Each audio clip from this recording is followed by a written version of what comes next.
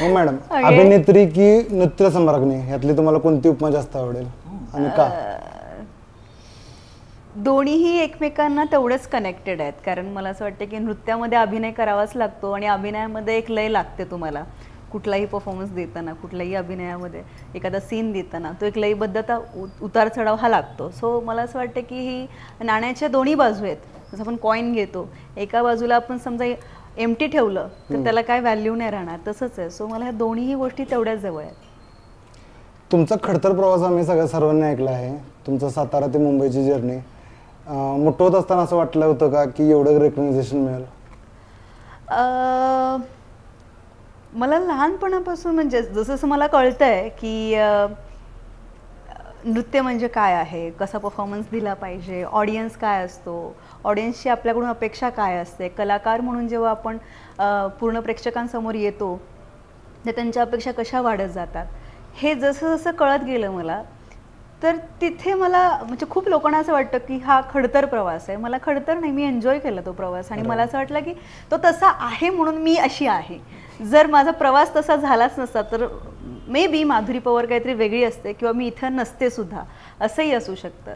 So मला असं वाटतं की आजूबाजूला जे काय माझ्या घडलं, माझी फॅमिली जी मला मिळाली, मला ऑडियन्स ज्या प्रकारचं मिळालं, माझे मित्रमंडळी ज्या प्रमाणे मिळाली मला, सो ही सगळी लोक तेवढीच इम्पॅक्ट करतात माझ्या कलाकार होण्यासाठी.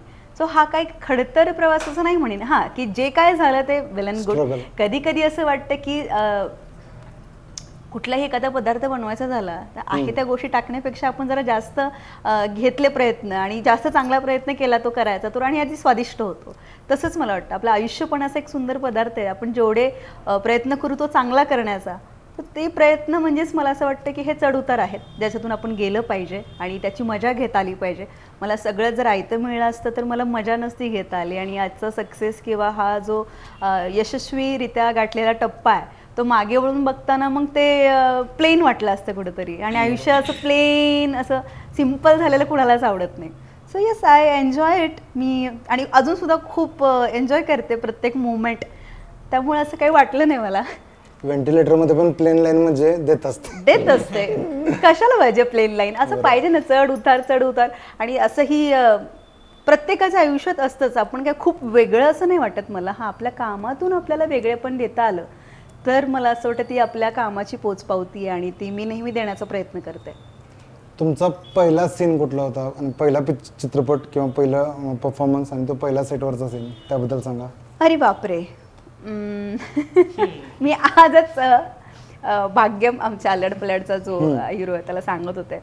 आम्ही आज कोल्हापूरला दर्शनाला गेलो होतो आणि तिथे आम्ही आप्पे खात होतो. तर आप्पे खाताना आम्ही असं एक इन्सिडेंट बोलता असं झालं.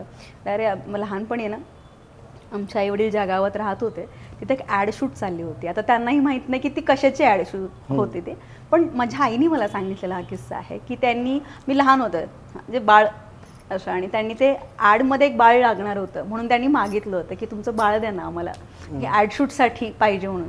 आमची आई एवढी घाबरली, ती नाहीच म्हटली. मला असं वाटतं की तो माझा पहिला सीन झाला असता तर दिलं असतं मला तर. पण त्याच्यानंतर मग सिनेमा ही नंतर खूप गोष्ट आली माझ्याकडे. आधी तर खूप साऱ्या स्पर्धा केल्या मी, त्याच्यानंतर रियालिटी शोज केले, मग सिरियल केली आणि मग वेब सिरीज झाली, मग आता मूवीज आहेत. सो हे मला असं वाटतं चांगल्या टप्प्यानुसार चाललेलं आहे सगळं. एकदम नाही खाल्लेलं त्यामुळे पचणार आहे मला व्यवस्थित हे सगळं. आणि पहिला सीन किंवा असं मला काय माहिती, मला आठवत नाही की मी पहिला सीन कसा दिला, काय दिला, पण प्रत्येक सीन मला पहिलाच वाटतो माझा. म्हणजे मी आता जरी काम करायला गेले तर ते मला असं वाटतं की ते पहिलंच आहे माझं. सो असं मला आठवणीत पण ठेवायचं नाही की पहिला कसा होता. मला प्रत्येक सीन पहिलाच म्हणून द्यायचा आहे, त्याच जोमाने त्याच प्रयत्नाने द्यायचा आहे. सो मला असं नाही आठवत, बी ऑनेस्ट. बरोबर. मॅम, तुम्हाला डान्सची आवड कशी निर्माण झाली व इन्स्पिरेशन कोण होतं तुमचं? इन्स्पिरेशन आमच्या घरातलीच मोठी व्यक्ती, माझे बाबा. ओके. सगळ्या महाराष्ट्राला माहिती आहे मी काय लर्न डान्सर नाही आहे. म्हणजे कोणी असं मला म्हणालं की कुठे शिकले, कुठल्या क्लासेसमध्ये शिकले का, कोण गुरु आहे, त्यांच्या हाताखाली तू शिकलेस वगैरे, असं तर नाही झालं लाईफमध्ये. बट माझे बाबा त्यांना नृत्याची खूप आवड पहिल्यापासून. अजूनही आम्ही दोघं घरात नाचतो, अजूनही नाचतो आम्ही छान दोघांची अशी जुगलबंदी होते. पण अजूनही त्यांच्यासारखं मला नाचता येत नाही, हे पण तेवढंच खरं आहे. So he is my inspiration, की त्यांच्यामुळं खरं तर मला असं वाटतं माझे पाय त्यांच्यामुळे हल्ले. कारण शिकवतानाही त्यांनीच लहानपणी मला त्यांच्या पायावरती पाय ठेवून मग ते बाळाला नाचवतात तसं तसं तसं ते शिकत गेले. त्याच्यानंतर मोटिवेशन त्यांच्याकडूनच मिळालं, की तुम आगे बढो हम तुम्हारे साथ है, हे जसं म्हणतात लोक, तसं आमची फॅमिली पण तशीच आहे. आणि त्याच्यामुळं खरं तर मला वाटतं की मी पुढे आले. बट येस, मला काही ॲक्ट्रेस असतील, अभिनेत्री, त्यांच्याकडे बघून खूप इन्स्पिरेशन मिळतं. मला श्रीदेवीजींचा डान्स बघितल्यावरती एक वेगळी वाईब येते. त्यांच्याकडे बघितलं की एक चुलबुली, प्रत्येक इमोशनमध्ये वाहणारी अभिनेत्री असं वाटतं. सो हां, एफर्टलेस आहे म्हणजे. सो त्यांच्याकडे बघून मला वैजंती मला भयंकर आवडतात. हेमा मालिनी खूप आवडतात, की ज्यांचे क्लासिकल परफॉर्मन्स बघताना खूप भारी वाटतं. पद्मिनीजी, आता हे नावं तुम्हाला माहिती आहेत की नाही माहीत नाही, म्हणजे वैजंतीमाला आणि पद्मिनी ह्या खूप जुन्या ॲक्ट्रेस आहेत आणि ज्यांचं क्लासिकल नृत्य बघताना कळतच नाही की ह्या मूव्स कशा केल्यात त्यांनी. सो ते सुद्धा बघायला खूप आवडतं. लोकांना आता मी लावणी ही खूप माहिती आहे, म्हणजे मी करते म्हणून त्यांना असं वाटतं. पण मला सांगायला आवडेल की मी लावणी ही खूप आत्ता अप्सरा आली, हा रियालिटी शो जेव्हा मी एंटर झाले ना, त्याच्यानंतर मी खरं तर खूप शिकले म्हणता येईल. पण त्याच्या आधी मी बॉलिवूड डान्सिंगच करायचे, सेमी क्लासिकल करायचे. सेमी क्लासिकल हा माझा फोर्टे होता पहिल्यापासून, फोक डान्सिंग माझा फोर्टे होता पहिल्यापासून, लावणी ही नंतर शिकले मी. सो हे खूप वेळा लोकांना कळत नाही की अरे ह्याच्यातून ह्याच्यात कशी काय इन्क्लूड होते, म्हणजे मूव्स एकदम चेंज कशा होतात. बिकॉज ऑफ लहानपणापासून ते ॲक्वायर्ड करत गेले, ते घेत गेले, ते शिकत गेले. त्यामुळे फार वेगवेगळ्या रकान्यात वेगवेगळे असे छान छान ते होत गेलं मला असं वाटतं. तुम्ही जास्त प्राधान्य कशाला देणार? मूवीमधले सॉंग्स असतात आयटम नंबर त्या टाईपमध्ये की लावणीला? हे बघा, माझं प्रेम तर लावणीवरती पहिल्यापासून आहे. कारण माझं असं ठाम मत आहे की म्हणजे लावणी पूर्वीच्या, आत्ता लावणी आणि आयटम सॉन्गमध्ये फार एक हे केस जसं इतका पातळ आहे ना, तसं पातळ एवढंसंच एक थिन लाईन राहिली आहे की लोकांना कळतही नाही अजून लावणी आणि आयटम सॉन्गमधला फरक काय किंवा लोकगीतामधला फरक काय.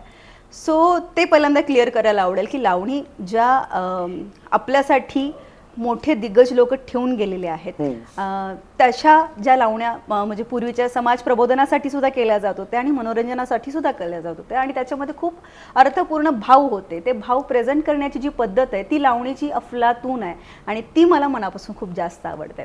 Item song is a different part of the dance style. Okay, त्याच्यामध्ये आपण वेगळे डान्स आहे, जसं की आम्ही अल्याड पल्याडमध्ये आमचं रांगडा नाच आहे, तर त्याच्यामध्ये आम्ही साऊथ स्टाईल इन्क्लूड केली. ती बॉडी जी मूव्ह होते ती वेगळ्या पद्धतीने मूव्ह होते. So it's an a different part of item song.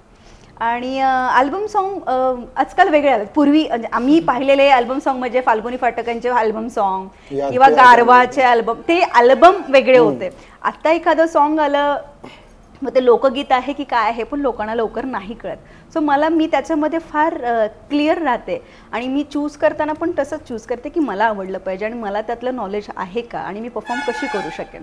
So हे वेगवेगळे आवडी आहेत आणि प्रत्येकाचे क्रायटेरियाज वेगळे आहेत की मी का मला आवडतं, लावणीच का आवडतं, मग आयटम सॉन्ग कशा पद्धतीने आवडतं किंवा अल्बम सॉन्ग असेल ते कशा पद्धतीने आवडतं. आणि मला असं वाटतं की कलाकारांनी कुठल्या एका रकान्यात राहू नये, त्यांनी प्रत्येक गोष्ट ही केली पाहिजे कारण ती मनोरंजनासाठी असली पाहिजे आणि प्रेक्षकांचं मनोरंजन हे आपलं प्रथम कार्य असं वाटतं. कम्फर्ट झोन मध्ये काम करायला आवडते की नवीन काय ट्राय करायला? नवीन मी एका ठिकाणी थांबूच शकत नाही. नाही थांबू शकत. तुम्हाला असं वाटतं का की कष्टाचं फळ मिळाले का अजून पुढे काय? अरे अजून फळाचं झाडच लय लांब आहे. हे अभी तो ये रस्ता सुरू हो गया, मतलब अजून झाड खूप लांबून, इथून मला लांब झाड दिसतंय ते आणि त्या झाडावरची फळं मी पोचूस तोपर्यंत पिकणार आहेत हे पण मला वाटतं आणि मग पोचल्यानंतर आपलं पटकन काढून खायचं आहे ते. So this is a journey. त्यामुळे असं नाही वाटत की हे कष्टाचं फळ मिळालंय वगैरे, पण लोकांना खूप वाटतं. सो लोकांच्या वाटण्यात पण एक वेगळाच आनंद आहे मला. प्रसिद्ध झाल्यानंतर लोकांचा तुमच्याबद्दल वागणूक किंवा हे स्वभाव बदललेला आहे का बोलताना? हे नाही, तिचंच नाही बदललं, माझंच नाही बदलला हे पण बरोबर आहे. चेंज लोकांचंही म्हणजे मला आय डोंट नो मी परवाच लोकमत फिल्मीला एक इंटरव्ह्यू दिला होता, त्याच्यामध्ये मी बोलले होते की मला जन्मताच मी सेलिब्रिटी असल्याचं फील आहे. कारण काय माहिती, मी घरात पण तशीच आहे, सो मी बाहेर गेल्यावरही मी तशीच आहे. मी माझ्या फ्रेंड सर्कलमध्ये पण तशीच आहे. मी माझे फ्रेंड्स बघितलं तर अगदी 60 आणि 80चे सुद्धा माझे मित्रमैत्रिणी आहेत. माझे छोटे छोटे जे आहेत स्कूलला ते पण आहेत, यंगस्टर्स. सगळ्या ह्याच्यामध्ये असं वाटतं मला. पण प्रत्येकाचं प्रेम जे मला लहानपणापासून मिळालं ना, ते वेगळंच मिळालं. म्हणजे जसं तुम्ही म्हणलात की खडतर प्रवास वगैरे, पण मला तो का नाही वाटला, बिकॉज प्रत्येक गोष्टीत आनंद वाटत होता आणि तो आनंद देणारी प्रत्येक माणसं जवळचीच वाटत होती. म्हणजे मला आता रस्त्यावर, मी अजूनही करते, मी अजूनही मला कार नाही ड्राईव्ह करता येत अजून तरी, सो मी माझी बाईक काढून मी जाते वगैरे, तर येता जाता मी लोकांना सोडते. असं मी विचारते, कुठे चालला तुम्ही? लोक म्हणलेत ना मी शाहूपुरी चौकात. हां, मी तिथून पुढे चालले, तुम्हाला सोडू का? मग ते बसतात वगैरे आणि मी त्यांना सोडते. मग जाताना ते नाव विचारतात. मग कधी कधी आजी आजोबा असतात, तर त्यांना असं नाव सांगितलं की ते म्हणतात परत म्हणतात, असं विचारतात, तू तू असं करतात. हां हां, मग मी सांगितलं, ते खूप खुश होतात. आणि मग ते खुश झाल्यावर ते अनोळखी आहेत मला, बट ते खुश झाल्यावरती त्यांच्या चेहऱ्यावरचं प्रेम आहे ना, ते खूप वेगळं असतं. So I feel again I am celebrity, असं ते जरा वाटतं. अरे वा, खूप भारी वाटतं मला हे जे आहे. त्यामुळे मी सेलिब्रिटी लहानपणापासूनच आहे. सो सेंटर ऑफ अट्रॅक्शन म्हणतात, मी याचा प्रयत्न नाही करत, पण ते होऊन जातं आणि लोकांमुळेच ते होतं. सो येस, असं आहे सगळं. एक मन पण आहे, don't try to fit in if you are born unique. आपला जन्मच त्याच्यासाठी झाला असं वाटतंय मला. सातारा ते मुंबई या प्रवासात काय काय चॅलेंजेस फेस करावे लागले? सातारा ते मुंबई सगळ्यात मोठं म्हणजे वेळेचं अंतर. म्हणजे एक तर मुंबई नवीन, मी साताऱ्यात वाढलेली मुलगी, त्यामुळे फार मोकळा श्वास, मोकळी हवा घेण्याची सवय. आजूबाजूला बघितले की फक्त डोंगर दिसायला पाहिजे, झाडी दिसायला पाहिजे, अशा वातावरणात वाढलेली मुलगी. ते मुंबईमध्ये गेल्यावरती सगळीकडे अपार्टमेंट दिसणं आणि त्याच्यामध्ये स्वतःला आपण एनरोल करून घेणं, त्यात माणसांची मानसिकता फार वेगवेगळी, आपण म्हणतो जसं व्यक्ती तशा प्रकृती, तसं ते बदलतं रूप. मग ह्या सगळ्या गोष्टी थोडं थोडं कधी कधी पचायला अवघड जातं. पण आपल्याला आपलं एम आणि ध्येय माहीत असेल तर ते कधी आपण त्याच्यामध्ये एक म्हणजे एकजीव होऊन जातो ते लक्षात नाही येत. पण प्रॅक्टिकली काही गोष्टींना फेस करावं लागतं आपल्याला. जसं की आपल्याला आपल्या फॅमिलीपासून थोडं लांब राहावं लागतं. जेव्हा तुम्ही घरातले एक रिस्पॉन्सिबल पर्सन असता, म्हणजे तुम्हाला जबाबदाऱ्या तुमच्या खांद्यावर असतात एक मोठे म्हणून, तर फार छोटी छोटी गोष्ट असते. म्हणजे घरातला गॅस संपला तरी तुम्हाला फोन येतो, अगं घरातला गॅस संपला आहे. मग कुठेतरी आपण शूटमध्ये असतो, अगं हो का, मग त्याच्या ऑनलाईनवर आहे ना, त्याच्यावर कर. मग घरातल्या ना ऑनलाईनवरती बुक करता येत नसतो, मग आपण फोन काढायचा, अरे हां मग तो ग्राहक नंबर सांग पटकन, हे सुद्धा असतं. सो ह्या दोन्ही गोष्टींचं बॅलन्स आहे आणि तो मला जपायला फार आवडतो. म्हणजे कोणीही असं मला भेटल्यावर कोणी म्हणत नाही, या माधुरी तू फार बदलली आहे, तू मोठी झाली आहेस आता वगैरे, असं कोण नाही म्हणत. आणि यदा कदाचित कोण म्हटलं की फार मोठी झाली, असं मी म्हणते की असाच आशीर्वाद मला तुम्ही देत जा, म्हणजे मी अजून मोठी होत जाईल. सो असं लोकांच्या फार प्रतिक्रिया येत असतात. सो असं काही नाही, खूप साऱ्या गोष्टींना एस टीने प्रवास करणं मला आवडतंच पहिल्यापासून, त्यामुळे त्याच्यात काही नाही. AC मध्ये राहणारी मी मुलगी नाही आहे, त्यामुळे मला कुठलीही हवा चालते. खाण्यापिण्यात जरा मी पर्टिक्युलर असते, मला जरा घरचं भाकरी चपाती वगैरे फार आवडते. बाहेर गेलं मला मिळत नाही आणि मी त्यात फार चिडचिडचिड होते माझी, की ते मी ग्रेव्हीचं खात नाही, मला ग्रेव्ही आवडत नाही. मग ते कुठंतरी हां त्याचा त्रास होतो मला. असं वाटतं की कोणीतरी घरात नाही एखादा डबा आणावं मला आणि चपाती भाजी तेवढीशी द्यावी वगैरे. सो हे नॉर्मल गोष्टी आहेत, एवढं काही मोठं नाही. आपल्या अंगात धाडस असलं ना की कुठल्या गोष्टी आपल्या पुढे येत नाहीत. महिलांना करिअर घडवण्यासाठी जास्त स्ट्रगल करावं लागतं पुरुषांपेक्षा, कारण की त्यांना घर व करिअर दोन्ही मॅनेज करायचं असतं. याच्याबद्दल तुमचं काय मत आहे? मला असं काही वाटत नाही. म्हणजे हे बघा, प्रत्येकाची कॅपॅबिलिटी असते. पहिल्यांदा तर मला असं वाटतं की जन्म देण्याची शक्ती सगळ्यात मोठी असते आणि ती स्त्रियांकडे दिली. जर एवढी मोठी गोष्ट स्त्रियांच्या नशिबात दिलेली आहे तर तिच्याकडे तेवढी हिंमत पण दिलेली आहे, तेवढी ताकद पण दिलेली आहे. उलट मला वाटतं की 1% जास्तच पुरुषांपेक्षा जास्त हिंमत असते महिलांमध्ये, सहनशक्ती असते महिलांमध्ये. सो हे ऑलरेडीच दिलेलं आहे देवानी.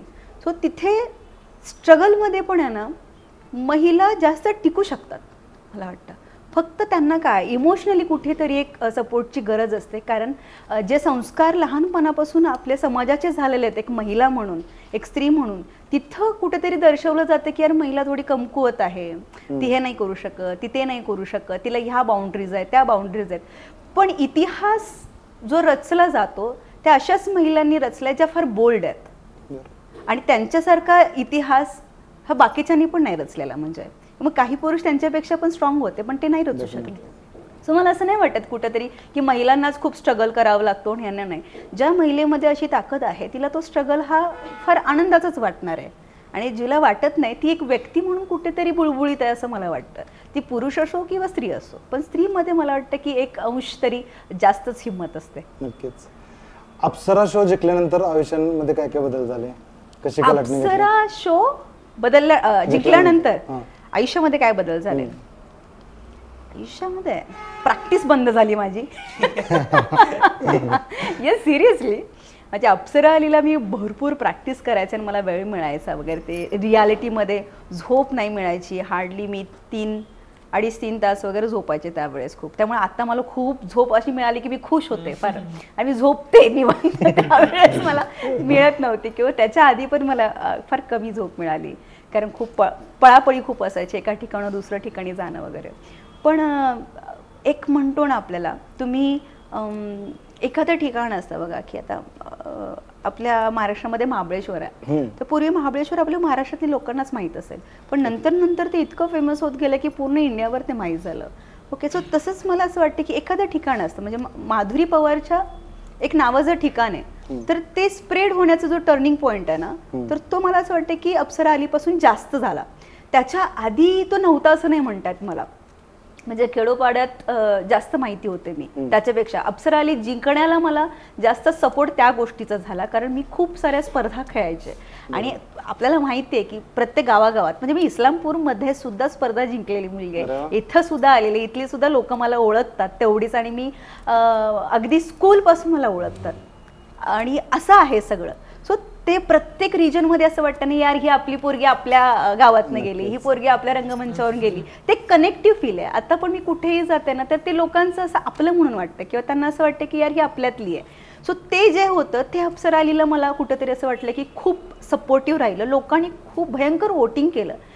म्हणजे मला इतकं चांगलं वाटतंय सांगायला, प्रोग्रामचा EP येऊन मला म्हणतो तिथे येऊन बिफोर ग्रँड फिनाले, यार माधुरी तुझं फॅन फॉलोईंग जबरदस्त आहे. म्हटलं कशावरून वाटतं तुम्हाला? वोटिंग रेट आम्ही बघतोय, कुठल्याही कंटेस्टंटला मोस्टली किती आहे ते सांगत नाही, पण त्याच्यावरून एक असं वाटत होतं की ते मला येऊन जेव्हा माझा परफॉर्मन्स होता त्याच्या आधी येऊन मला सांगितलं, तर ते म्हणले की खूप आहे, व्हेरी गुड. आणि प्रत्येक रिजनमध्ये असंही नाही, म्हणजे तुम्हाला मला सांगायला आवडेल की त्यावेळेस मला वोटिंग हे कर्नाटकातून, राजस्थानमधून वगैरे सुद्धा झालेलं होतं. तिकडची माणसं सुरतमधून झालेलं होतं, तिथली माणसं एन्जॉय करत होती. कर्नाटकामध्ये झालं होतं, मंदिरांमधल्या पुजाऱ्यांनी खूप जास्त केलं होतं, त्यांची एक भावनिक खूप हे होती. आपले गेज जे तृतीयपंथी म्हणतो त्यांचं भयंकर वोटिंग होतं मला, आणि त्यांचं वेगळंच एक प्रेम होतं.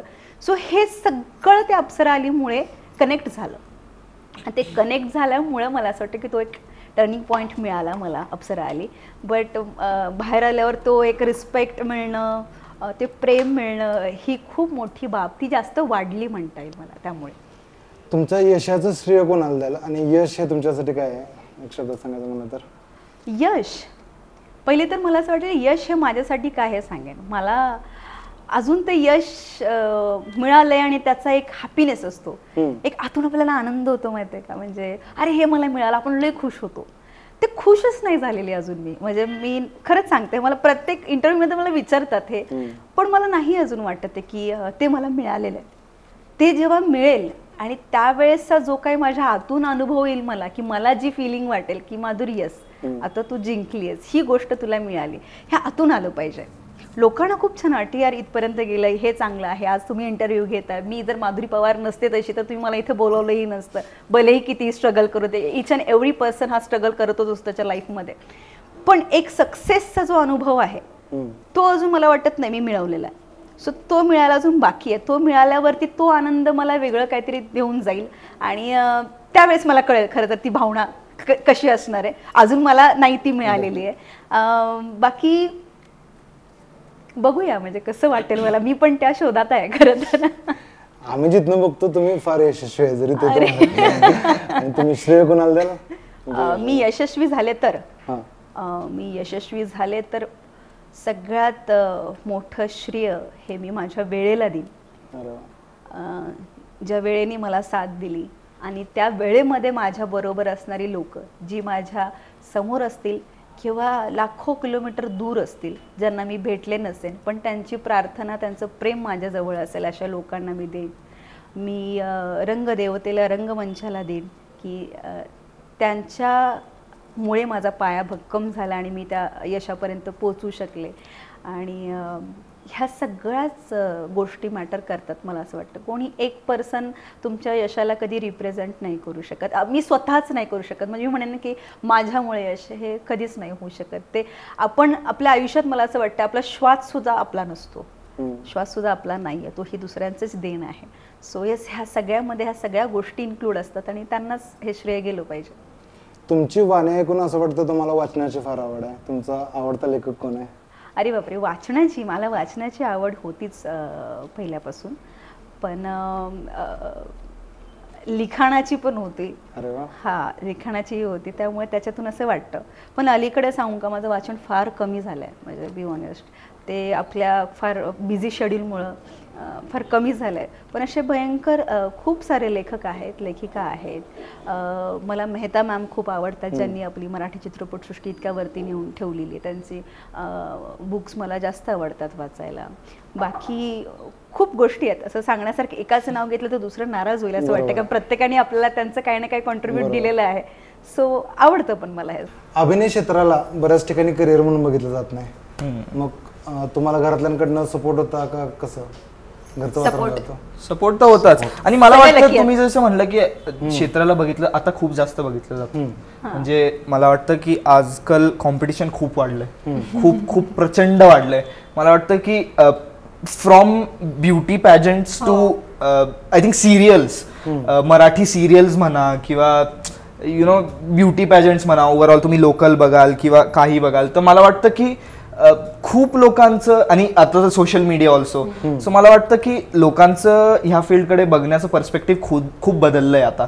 जरी स्ट्रगल आहे, ऑब्व्हियसली स्ट्रगल आहे आणि सगळ्यांनाच आहे, पण मला वाटतं की सगळे ट्राय तरी करतायत, की लोकांना वाटतं की ॲटलिस्ट आपण ट्राय करून बघू ह्या फील्डकडे वळण्याचं. पण मला असं वाटतं की मध्ये, म्हणजे सॉरी इंटरप्टिव्ह, बट मिसगाईड पण होत आहेत. Yes, correct. बिकॉज मी बघते की आता आपण चर्चा करतो तर त्या गोष्टीवरती काही यंगस्टर ज्यांना करिअर करायचंय किंवा असं जसं म्हणतो आपण की ह्या क्षेत्रातून करिअर करायचं, तर त्यांना ते फील्डच नक्की कळतं. बिकॉज ऑफ सोशल मीडिया, जसं त्याचे ॲडव्हान्टेजेस आहेत, काही लोकांना त्याच्यावरून इन्स्पिरेशन मिळतं किंवा अरे आपण असं काहीतरी शिकू, हे जे कळतं काही यंगस्टर्सना, त्यांना काही असे आहेत, काही बघते मी असं की ते 15 आणि 30 सेकंदामध्ये त्यांना असं वाटतं की तेच फील्ड आहे आणि तेच करिअर आहे आणि त्याच्यामध्येच ते गुरफटून राहतात. मग त्याच्यामध्ये ते कुठे जाऊन पुढे जाऊन प्रयत्न करत नाहीत की त्यांना वाटत नाही, माहित नाही का, त्यांना असं वाटतं की याच्यामध्येच फेमस झालो आपण, या 15 सेकंदामध्ये आपण जर फेमस होऊ, आपल्याकडे 10 मिलियन फॉलोअर्स आहेत म्हणजे आपण आर्टिस्ट झालो. It's a different social influencer आणि अभिनय हे म्हणजे वेगळी गोष्ट आहे. काही जणांचं असं वाटतं मला बघितल्यानंतर, यार यांच्यामध्ये ती कॅपॅबिलिटी आहे आणि ह्याच्यात का अडकलेत ते, कुठेतरी चांगले कलाकार मिळू शकतात ना इंडस्ट्रीला. जसा हा पण आहे आपला सचिन, तो रील स्टार पण आहे, but I think he is good as an actor also. म्हणजे आजकाल दोघं गोष्टी इंटरलिंक्ड आहेत, पण एक फरक, बेसिक फरक त्याच्यात आहेच. आणि जसं ही म्हटली की मिसगाईड वाला जो फॅक्टर आहे, तो मला वाटतं तो पण म्हणूनच आहे, कारण की लोक ह्या फील्डकडे जाण्याचा प्रयत्न करतात. म्हणजे असं नाहीये की लोक ह्या फील्डकडे बघत नाही. ऑब्व्हियसली सगळ्यांचा वेगळा वेगळा पर्स्पेक्टिव्ह आहे, कोणाला वाटत असेल नाही किंवा आहे किंवा काय असेल, पण मला वाटतं की प्रयत्न चालूच आहे लोकांचे. जे काही आता फक्त त्यांनी मला सांगायला आवडेल की त्यांनी स्वतः मिसगाईड होऊ नये आणि कुणाला करूही नाही, की जर कुणाला खरंच आपल्याला एक ऍक्टर बनायचं, ऍक्ट्रेस बनायचंय किंवा बिहाइंड द कॅमेरा काम करायचंय, ह्या गोष्टी असतील तर त्यांनी एका कलाकृती म्हणून बघणं गरजेचं आहे. काहीतरी नवीन आपल्याला करायचंय म्हणून फक्त कॉन्टेंटवरती तुम्ही राहिलात, त्याच्यावरतीच राहिलात, तर मग त्यामध्येच तुम्ही अडकाल आणि स्वतःमध्ये खरंच चांगलं सुप्त गुण असतील तर ते कुठेतरी वॅनिश होतील. असं नको व्हायला. दॅट आर कनेक्टेड, इंटरकनेक्टेड आहेत. आज फिल्म आता आमची आली तर आम्हाला प्रमोशनसाठी social media ते प्रमोट करतात किंवा काही असं होतं. बट डिफरंट थिंग ही लोकांना पण ती लक्षात आली पाहिजे किंवा नवीन पिढी जी येते त्यांनी ते एक ॲज अन एंटरटेनमेंटसाठी त्यांनी ठेवावं. मी म्हणत पण नाही असं की तो आपल्या स्वतःचा, तर मलाही वाटलं एक एंटरटेनमेंट पार्ट असतो, अरे याच्यावर मी सुद्धा ऍक्ट केला तर कसं वाटेल रे, दॅट इज डिफरंट पार्ट. पण माझं एक युनिकनेस आहे जे मला इस्टॅब्लिश करायचं आहे आणि मला तिथपर्यंत पोहोचायचं आहे, तर ती वेगळी गोष्ट आहे, तो वेगळा रस्ता आहे, पण तो कळला पाहिजे. एक गोष्ट आहे की मला वाटतं बेसिक डिफरन्स लोकांना कळलंच पाहिजे की जर आपल्याकडे टॅलेंट असेल तर आपण प्रयत्न करा. काय काय लोक बघून तर आपलं प्रयत्न. आणि आजकाल एवढं वर्स्ट टू वर्स्ट थिंग सुद्धा इतक्या व्हायरल होतात की ज्याच्यातून शिकण्यासारखं काही नाहीये, न शिकावं असं पण आहे, पण तरीही ते व्हायरल होतात किंवा काही असे वेगळ्याच लेवलचे. म्हणजे आता तर काही गाणी बिणी पण येतात ना की त्याचं काही मिनिंग नसतं. काही असे येतात की ट्रेंड म्हणून येतं की किचिक किचिक किचिक किचिक थोडंसं त्याच्यामध्ये अरे शिकायचं काय आणि करायचं काय, हा मोठा आहे येतो. अरे कुठेतरी स्वतःला प्रेझेंटेशन, एखादं गाणं आलं तर मला इमोशन्स प्रेझेंट करता येतील, वाव व्हेरी गुड, असं काहीतरी मी करेन. काहीतरी आलतू फालतू करतात आणि तिथे बघतो आपण लाईकच्या सेक्शनला अरे 1 लाख लाईक आणि 50,000 लाईक. म्हणजे लाईक देणारे माणसांना मेंदू कुठे पटकन व्हायरल होतं. एक्झॅक्टली. आणि आम्ही लिटरली आता तेच बोलत होतो की जर टॅलेंट असेल तर त्याला मोल्ड करायला पाहिजे. तर ही गोष्ट आहे की जर आपल्याकडे टॅलेंट असेल तर आपण त्याचे प्रयत्न करायचं किंवा काहीतरी करायचं आणि शिकायचं, त्याच्यात अजून अव्वल व्हायचं, तर त्याच्यात फायदा आहे. खूप आता यंगस्टर्स आहेत ते त्यांचा वाया घालवतात, टॅलेंट किंवा टाइम वाया घालवतात किंवा काही काही ठीक आहे आपल्याला हसायला येते म्हणून आपण कोणी गोष्टी बघतो, पण ते हसून सोडून दिल्या पाहिजेत. अशा हसण्याजोग्या किंवा ज्याच्यापासून काही शिकता येत ना अशा लोकांना किंवा अशा गोष्टींना प्रमोट केलं तर त्याच व्हायरल होणार. आणि ज्यांच्याकडे खरंच काहीतरी आर्ट आहे किंवा त्यांच्याकडे खरंच काहीतरी सांगता येते, काहीतरी मेसेजेस आहेत, त्यांना आपण प्रमोट करायला पाहिजे की ते स्प्रेड होईल आणि लोकांपर्यंत ती गोष्ट पोहोचेल. मराठी फिल्म इंडस्ट्रीतला मूवी क्रिटिक्स कमी आहेत असं वाटतं का कधी? बॉलिवूडला प्लस पॉइंट आहे की क्रिटिक्स मुळे त्यांच्या मूवीज प्रमोट पटकन होतात, तसं मराठीला तो एक ड्रॉबॅक आहे. त्याचा किती इम्पॅक्ट पडतो? आय थिंक हिने आधी सांगितलं पाहिजे बिकॉज ती इंडस्ट्रीमध्ये खूप वेळा असं. हो असं वाटतं मला. आणि एक ना सो कॉल्ड थॉट आहे, जसं आता मी बाहेर जाते बघते ना की क्रिटिक्स म्हणा किंवा काही सोशल मीडियाचे सपोर्ट्स म्हणा, काय आपले आर्टिकल्स येतात लाईक मोठे मोठे न्यूजपेपर्स आहेत वगैरे असे, तर ते जे वेटेज हिंदी सिनेमांना देतात ते कुठे इथं देत नाहीत. किंवा मराठी ॲक्ट्रेस आहे का, ओके मग ओके, किंवा मराठी आहे का, ओके, हे ओकेवालं जे फील आहे ना ते नसलं पाहिजे. Because art is an art. आणि मराठीमध्ये खूप चांगली कथानकं, चांगलं डिरेक्शन, चांगली टीम काम करते, पण कुठेतरी ह्या गोष्टींचा एक बॅलन्स सपोर्ट मिळाला समजा इंडस्ट्रीला आपल्या मराठीला, कारण कुठे कमी नाही आहे मराठीला सुद्धा, कुठलीच गोष्ट नाही, नाही अभिनयाची आहे, नाही कुठल्या टेक्निकल गोष्टीची आहे, आर्टिस्ट इतके चांगले आहेत आणि खूप चांगले कॉन्टेंट आहेत आपल्या सगळ्यांकडे, म्युझिक देणारी लोक इतकी दिग्गज आहेत आपल्यात. आणि महत्त्वाचं म्हणजे मूळ जे आहे चित्रपटाचं ते मराठी माणसामुळे वरती झालेलं आहे हे मला वाटतं. मराठी जमिनीतनं आलेलं आहे. सो ते कुठेतरी मला असं वाटतं की कुठेतरी कानाडोळा त्या गोष्टीकडे होतो, तर आपणच आपल्या माणसांना गॅदर करून त्या गोष्टींवरती लक्ष दिलं पाहिजे आणि त्या गोष्टीला सपोर्ट केलं पाहिजे. मला वाटतं असं. आणि आपल्या देखील पिक्चरमध्ये उदाहरण आहे की अल्लड पडल्यामध्ये एक उत्कृष्ट दर्जाचा CGI वर्क झालेला आहे. त्या आत्म्यांचा सीन असो एकदम भारी झालेला आहे. ऍक्च्युली मला वाटतं की खूप रिअल ठेवलंय. म्हणजे जेवढं कमी करू शकतात तेवढं कमी आम्ही ट्राय केलं, कारण की एक जर तुम्ही फिल्म्स बघितले असेल जे असे हॉरर वगैरे आहेत, त्याच्यात लोकांना काय आवडतं की जेवढं रिअल किंवा जेवढं ऑथेंटिक फिल्म ठेवणार ना, जेवढं VFX कमी ठेवू शकतात की आपण सिच्युएशन कसं काय क्रिएट करू शकतो ती हॉररवाली, मला वाटतं की त्याच्यात लोकांना जास्त मजा येते की यार हे ह्यांनी कसं केलं असेल किंवा हे शूट कसं केलं असेल. आय थिंक त्याच्यात जास्त मजा येते. आम्ही जेवढा फिल्म रिअल ठेवू शकतो तेवढा ठेवलाय. मेड बी जे उडता हवा येते तर त्याच्यासाठी पंखे यूज करणं किंवा जे पत्ते उडतायत किंवा काय करतात त्याच्यासाठी हे ब्लोअर वगैरे यूज करणं. Not just that the makeup, आमचा मेकअपचा प्रॉस्थेटिक वाला जो होता ही वॉज सो गुड. अभिषेक पवार त्याचं नाव आहे. त्यांनी इतका भारी मेकअप केलाय तर तुम्ही ते बघू शकतात की ते आत्मे ते खूप रिअल वाटतात.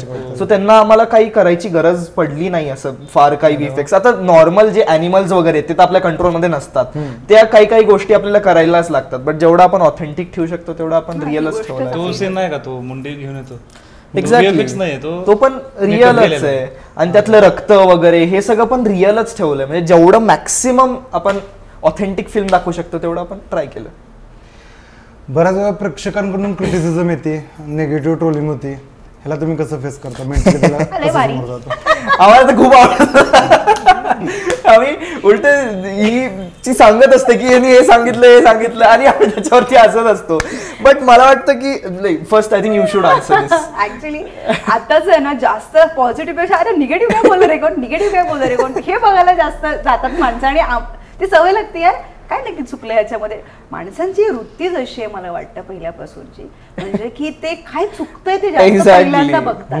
आणि इथे कसं होतं म्हणजे बाय माय साईड मी पर्सनली म्हटलं तर ट्रोलिंग हा विषय असा येतो की आजकाल असं झालं की अरे निगेटिव्ह पब्लिसिटी होती का वी आर हिट असंही होतं. मग काही वर्षांपूर्वी मला असं वाटत अरे असं का होतंय, चांगल्या गोष्टी ना तुम्ही करा ना, असं होतं चिडचिड व्हायची. पण नाव आय विल ऍक्सेप्ट दॅट की यार व्यक्ती तशा प्रकृती आणि जास्तीत जास्त म्हणतो आपण जो व्यक्तींचा विचार करण्याची प्रवृत्ती आहे आता ती थोडीफार कुठेतरी हल्लेलीच दिसते मला. आणि तिथे मग बघतो ना ते कमेंटमध्ये यार हे कुठनं सुचते ना अशा कमेंट्स द्यायला किंवा कसं कळतं आपण इंटरकनेक्टेड नसतो, इतकं पर्सनली जाऊन कमेंट करतात लोक की ज्यांना आपण काय आहोत कोण आहोत हे सुद्धा माहित नसतं. तो माणूस कुठेतरी आल्याड पल्याड बसलेला असतो तिकडे जाऊन आणि तिथून तो बोलत असतो. पण ती मजा घ्यायला आवडते यार असं आहे का बघूया बघ. मी तर कधी कधी वाट बघतो अरे ह्या माणसाने असं बोलले का पुढच्या व्हिडिओ पुढच्याला हा माणूस बोलतोय का असं बघते. मी एन्जॉय करते गोष्टी. पण जेव्हा खूप क्रिटिझम वाढतं आणि असं वाटतं की यार जज होत नाहीये एखाद्या गोष्टीला किंवा असं वाटतं की मला खूप वक्तव्य माझ्याकडून हार्श पण जातात कधी कधी की मला नाही पटत ते. बिकॉज चांगल्या गोष्टीला प्रमोट करणाऱ्या व्यक्ती आजकाल कमी दिसतात मला आणि मला त्यातली व्यक्ती व्हायला आवडते. भलेही मग ते नडायचं भिडायचं काय असेल ते राहतं ते पुढचं पुढे बघता येईल. पण नाही गोष्ट नाही पटले ते नाही पटलेली कुठली ती करेक्ट असावी म्हणजे फक्त आपल्या आईज ऑफ व्ह्यूनी नसावी, ती ऍक्च्युअली करेक्ट गोष्ट आहे आणि त्याचा इम्पॅक्ट जर निगेटिव्हली होत असेल आजूबाजूला आणि आपल्याला तो स्वतःला पण सहन करावा लागतो तर ती गोष्ट अशी वाटते की यार नाही मग बोललं पाहिजे. सो ही मजा घेणं तर आहेच आहे पण एक सेन्स ऑफ म्हणतो ना आपण की त्या गोष्टीबद्दल आपण विचार केला पाहिजे, आपणही त्या गोष्टीमध्ये इन्व्हॉल्व्ह झालं पाहिजे आणि गोष्टी न व्हावी म्हणून काय प्रयत्न केले पाहिजेत का हे असं दोन्ही बाजूनी. आणि फनी स्टोरीज मला तर मी तर अजून फेस नाही केलं कारण की फर्स्ट फिल्म आहे. बट फनी स्टोरीज मी वेट करत होतो की पहिला कमेंट कधी येईल. लिटरली म्हणजे आता नेगेटिव्ह क्रिटिसिझम इतकं वाढलंय की जेव्हा आमचा सॉन्ग रिलीज झाला that was the first thing की फिल्मची रिलीज झाली होती. जसं सॉन्ग रिलीज झाला मी वेट करत होतो की कधी नेगेटिव्ह कमेंट येईल, पहिला नेगेटिव्ह आपल्याला आपण ट्रोल होऊयात. सो असं तो माहितीये का आता वाटतं की व्हायला पाहिजे थोडंसं नाही का की negative criticism obviously it is not a good thing but असं मला कुठेतरी वाटलं कोण ना कोणतर असेल कोणत्या ना कोणत्या कुठेतरी बसलेला असेल. निगेटिव्ह ट्रोलिंग एक्झॅक्टली युअर म्हणजे सक्सेस तुमचा दाखवतं किंवा फेमस करतात असं ते झालंय. पण बी ऑनेस्ट ती गोष्ट नाही व्हायला पाहिजे. करेक्ट. आणि आमच्या फिल्मसाठी किंवा कोणतीही गोष्ट आहे आम्हाला वाटतं निगेटिव्ह खूप कमी आलंय म्हणजे असं जनरली होत नाही. बरोबर. पण आम्ही म्हणजे पर्सनली आम्ही जाऊन सगळे रिस्पॉन्सेस बघितलेत तर मला वाटतं की जरी मध्यमत असेल लोकांचं तरी त्याच्यापेक्षा खाली नाहीये. खूप कमी असे लोक आहेत. लोक आवडलं तर खूप साऱ्या लोकांना फिल्म खूप आवडलाय पण मध्य जे आहेत किंवा आपण जे म्हणतो 5 stars आउट ऑफ 10 हे पण आहेत. पण असं नाही की कोण असं की त्याला नाहीच आवडलं. असे खूप खूप खूप कमी आम्हाला निगेटिव्ह रिव्ह्यूज मिळाले. So we are lucky. I think touch wood we are lucky. As a actor जास्त टफ जॉनर कोणता आहे, हॉरर, कॉमेडी की लव्ह स्टोरी? अरे I think as an actor everything should be hard. Everything should be hard. कारण की जोपर्यंत आपण जर आपण असं मानून चाललो की हे सोपी गोष्ट तर आपण त्याच्यात हार्डवर्क टाकणार नाही. आणि पण जर टेक्निकली म्हटलं तर हॉरर ऑब्व्हियसली इज हार्डर कारण की त्याच्यात टेक्निकली ऍज अन आर्टिस्ट विचार केला तर मला असं वाटतं की इच अँड एव्हरी जॉनर हा आपण थोडा हार्डली घेतला पाहिजे. सो त्याच्यावरती आपण खूप सारे प्रयत्न करतो की अरे चांगलं कसं होईल, ही गोष्ट चांगली ती कुठली म्हणजे एक सीन समजा तुमच्या हातामध्ये हे आहे तर तुम्हाला ते तुम्ही हलवता बरोबर असं असं करायचं ते सुद्धा मला क्रिएटिव्हली किती इझिली ईज मध्ये करता येईल की लोकांना तो स्टाईल पण बनवू शकतो मला कागद हलवण्याचा. सो हा जो थिंक आपल्याला येतो ना की ते छोट्यातली छोटी गोष्ट आहे पण मला त्याच्यामध्ये तो इनपुट देऊन तो भारी करता येईल. सो कुठलीही इमोशन असेल मला वाटतं की तुम्ही रागातलं असेल, तुम्ही रडण्यातलं असेल, हसण्यातलं असेल, तुम्ही कन्फ्युज मध्ये असेल, हे जे नवरस आहेत ते नवरस तेवढेच इम्पॅक्टफुल आहे आणि तेवढेच इम्पॉर्टंट आहेत. सो मला कुठं असं वाटतं की कुठल्या जॉनरचं वेगळं ऍक्टिंगला अरे हे फार हार्ड आहे, अरे हे सोपं आहे, हसायचं म्हणून सोपं आहे, असंही नाहीये ती गोष्ट. आणि हार्ड असेल तर अजून मजा येते ते करायला, कारण की आपल्याला नवीन इनपुट्स टाकायला लागतात, मग आपल्याला विचार करायला लागतं. That is the basic thing की एक अभिनेत्याला काय हवं असतं. सो त्याला हवं असतं की वेगळ्या वेगळ्या गोष्टी त्यांनी एक्सप्लोर करावे. सो मला वाटतं की त्यात प्रत्येक गोष्ट तेवढीच इम्पॉर्टंट. एक्झॅक्टली. मग आता आपले पुढील प्रश्न भाग्यम जैन यांना आहेत. सर तुम्ही एक उत्कृष्ट डान्सर आहात.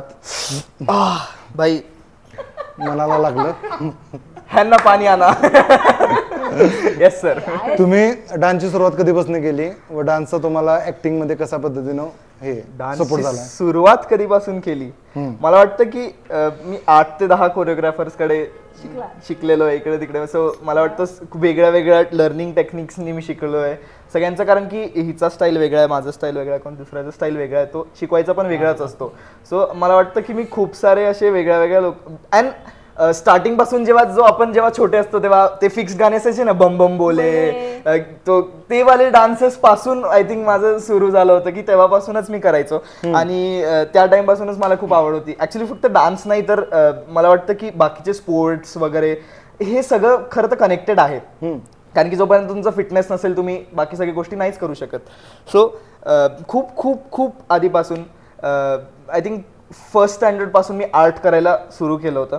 आणि मग त्याच्यानंतर हळूहळू कारण की कसं होतं की एक क्लास कधी स्टेबल नसतो, जसं त्यांची डिमांड असते त्याप्रमाणे तो चेंज राहत असतो. तर त्यामुळे कधी माझ्या घरच्या जवळ कधी लांब. तर जेव्हा मला थोडंसं प्रोफेशनल ट्रेनिंग असं वाटलं घ्यायचं तर मी घरापासून 45 मिनिटं जायचो आणि 45 मिनिटं यायचो आणि तिथे 1 तास आमचं ट्रेनिंग व्हायचं. आणि हे माझ्या 10वीच्या बोर्ड्सच्या वेळेस मी करत होतो. एक्झॅक्टली.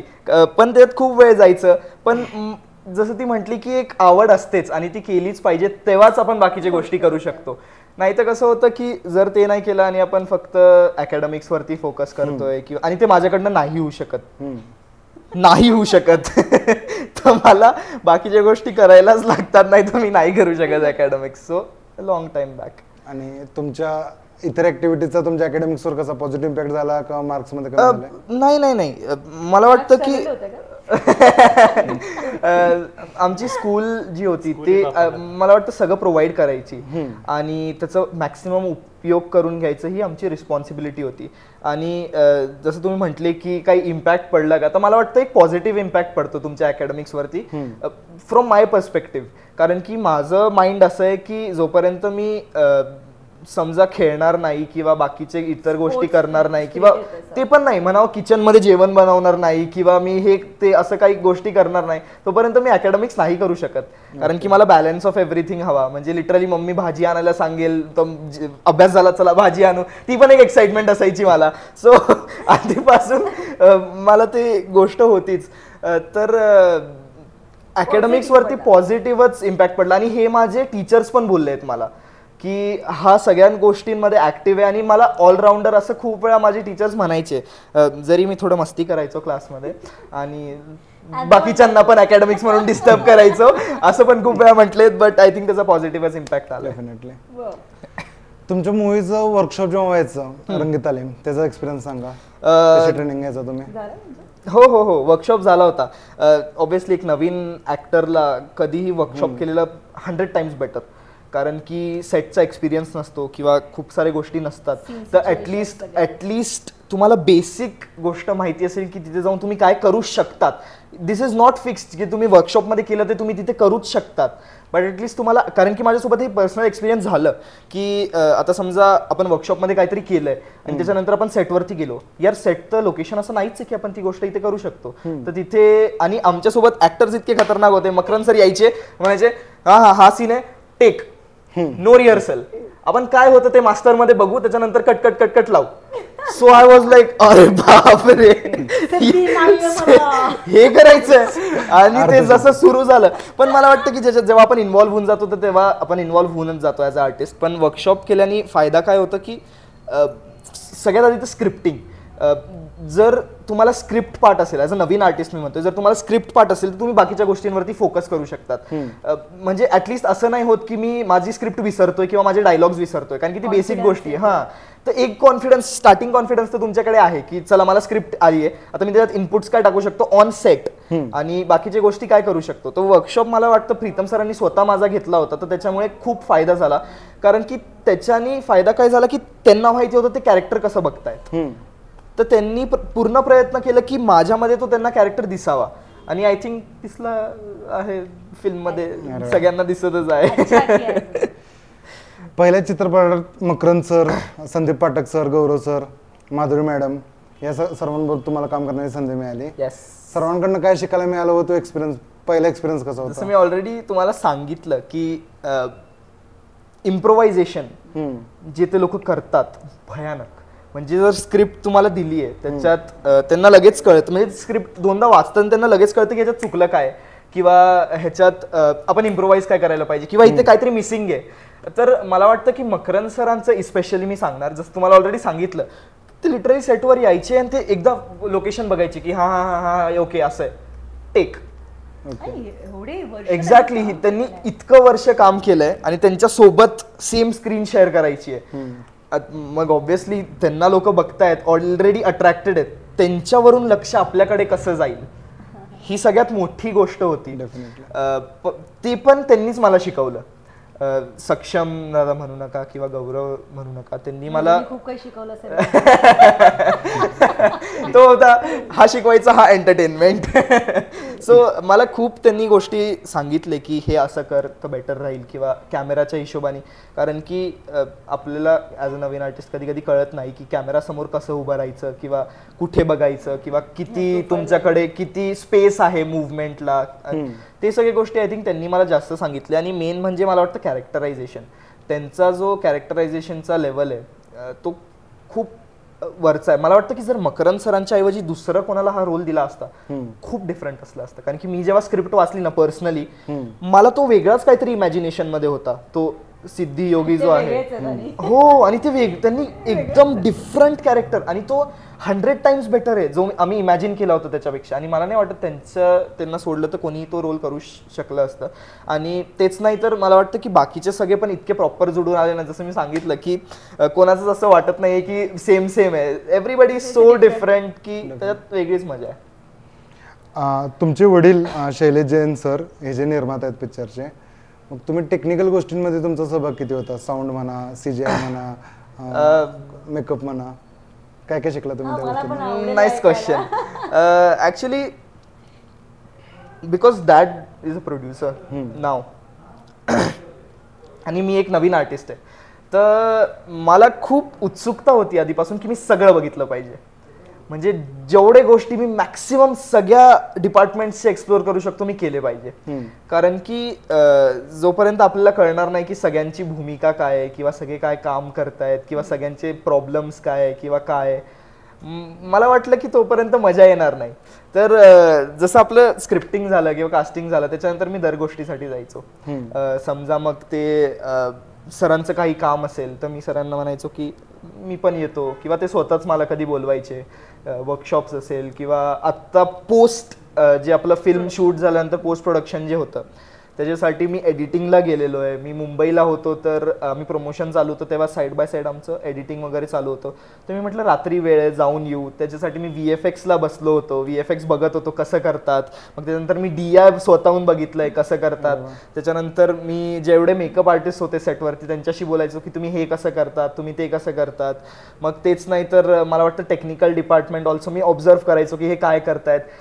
जेव्हा आम्हाला ब्रेक असायचो, जेव्हा ते लाईट्स वगैरे सेटअप करायचे, मला खूप आवडायचं जाऊन बघायला की हो की हे काय करतायत आणि ते कुठून तरी लाईट लावतायत वरनं, ते कसं लावतायत, त्याला काय म्हणतात, तो इतका मोठा रॉड ते कॅरी कसं करतात, ते जिमी कसं वर्क करतं.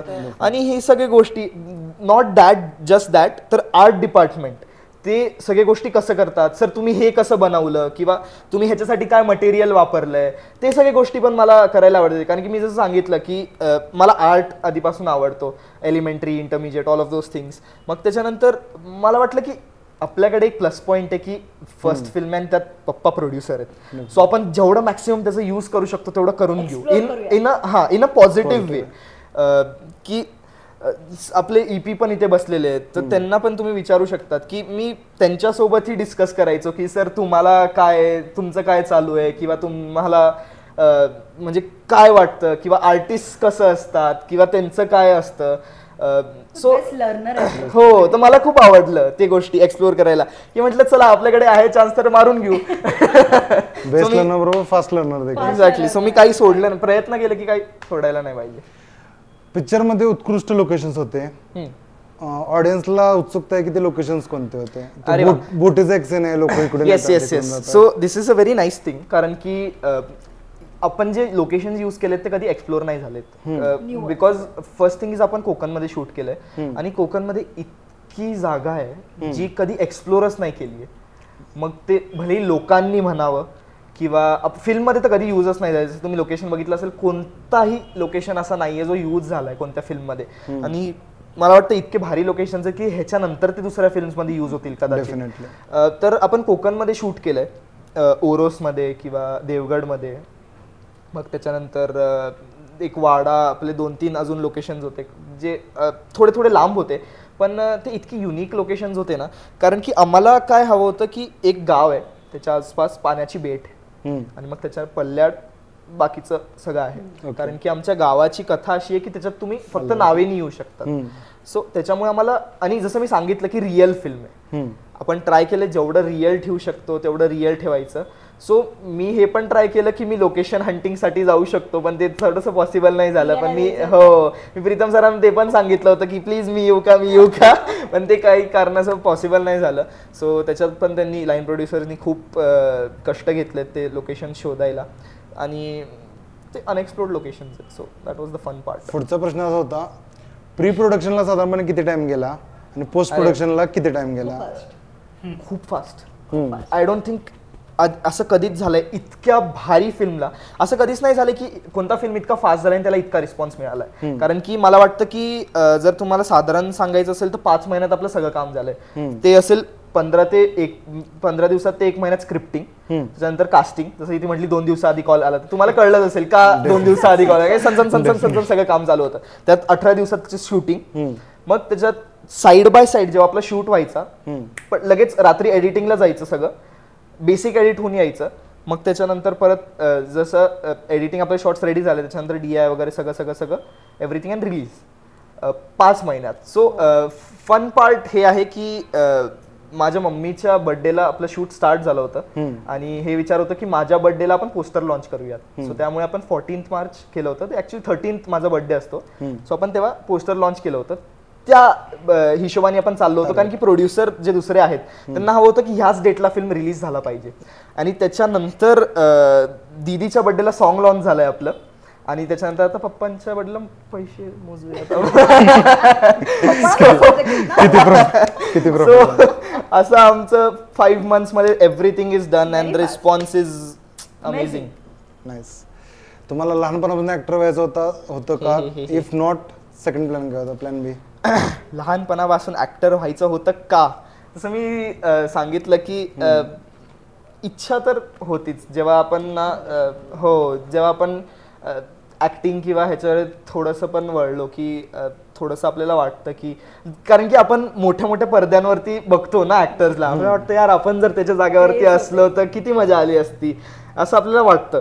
So but that is not a thing की तुम्ही करिअरच्या हिशोबाने विचार करताय. ते फक्त एक थॉट, एक ड्रीम आहे की आपण तिथे असावं किंवा त्यांच्या जागेवरती असावं.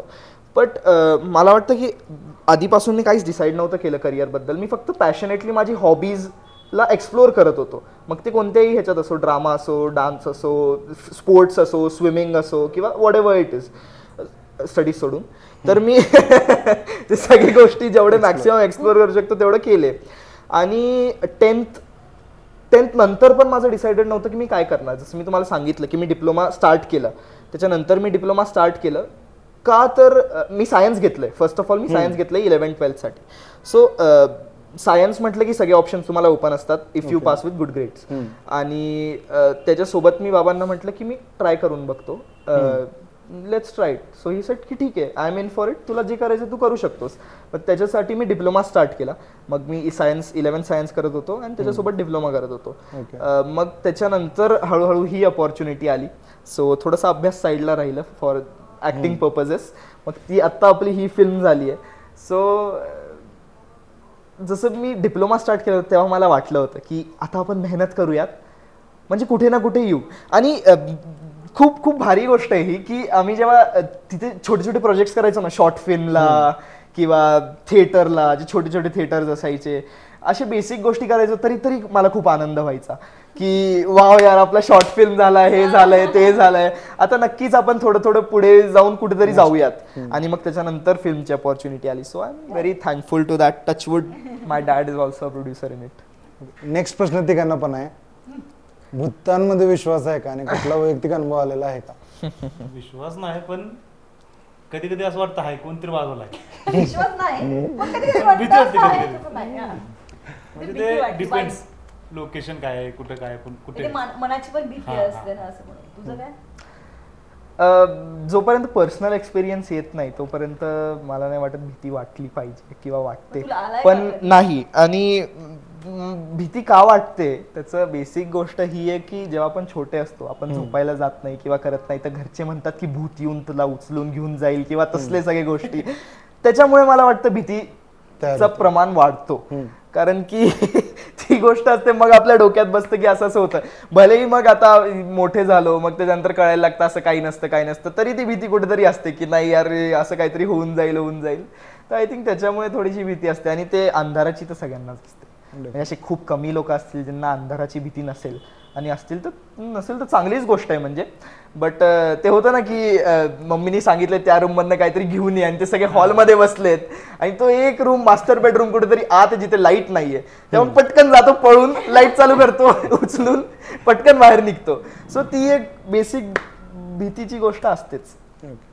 मला असं वाटतं की आपल्या पृथ्वीवरती किंवा आपण आजूबाजूला जशी माणसं आहेत, म्हणजे आपण काही गोष्टी ऐकतो, एलियन्स वरती आपण काही वाचतो, बघतो, मग कधी कधी विश्वास पटायला लागतो, त्याच्यावरती फिल्म होते वगैरे. मी इतकं होतं. हॉरर फिल्म्स ही आत्ताची कॉन्सेप्ट नाही, ही म्हणजे आपल्याही आधीपासूनची हॉरर फिल्मची कॉन्सेप्ट आहे. मला असं वाटतं की अशा हॉरर फिल्म्स आलेल्या आहेत.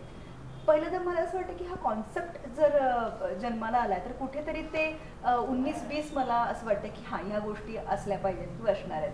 बिकॉज आपण जर देव मानतो तर जशी पॉझिटिव्ह पॉवर आहे तशी निगेटिव्ह पॉवर असणार आहे. So I believe in that की आहे, कुठेतरी आहे. एक्सपिरियन्सचा म्हणाल तर कधी काही माझ्या डोळ्याने मी काही पाहिलं नाहीये किंवा असं काही नाही, but I just feel that vibes on some location. म्हणजे मी माझ्या फिल्मसाठी लंडन मिसळसाठी लंडनला गेले होते, आणि तिकडे मला ही वाईब फील झाली वेनेवर.